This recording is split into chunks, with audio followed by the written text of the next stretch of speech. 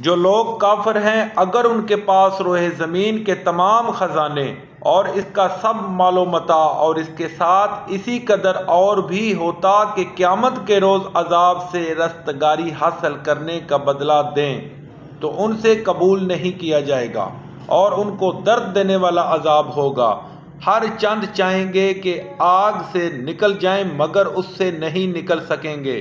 اور ان کے لیے ہمیشہ کا عذاب ہے۔ اور جو چوری کرے، مرد ہو یا عورت، ان کے ہاتھ کاٹ ڈالو، یہ ان کے فعلوں کی سزا اور اللہ کی طرف سے عبرت ہے، اور اللہ زبردست اور صاحب حکمت ہے۔ اور جو شخص گناہ کے بعد توبہ کرے اور نیکوکار ہو جائے تو اللہ اس کو معاف کر دے گا۔ کچھ شک نہیں کہ اللہ بخشنے والا مہربان ہے۔ کیا تم کو معلوم نہیں کہ آسمانوں اور زمین میں اللہ ہی کی سلطنت ہے، جس کو چاہے عذاب کرے اور جسے چاہے بخش دے، اور اللہ ہر چیز پر قادر ہے۔ اے پیغمبر صلی اللہ علیہ وسلم، جو لوگ کفر میں جلدی کرتے ہیں، کچھ تو ان میں سے ہیں جو منہ سے کہتے ہیں کہ ہم مومن ہیں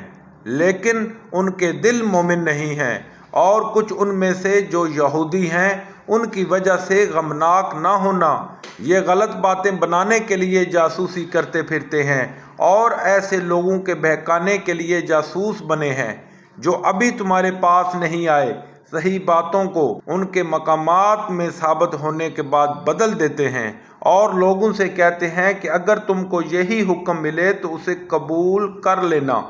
اور اگر نہ ملے تو اس سے اعتراض کرنا، اور اگر کسی کو اللہ گمراہ کرنا چاہے تو اس کے لیے تم کچھ بھی اللہ سے ہدایت کا اختیار نہیں رکھتے۔ یہ وہ لوگ ہیں جن کے دلوں کو اللہ نے پاک کرنا نہیں چاہا، ان کے لیے دنیا میں بھی ذلت ہے اور آخرت میں بھی بڑا عذاب ہے۔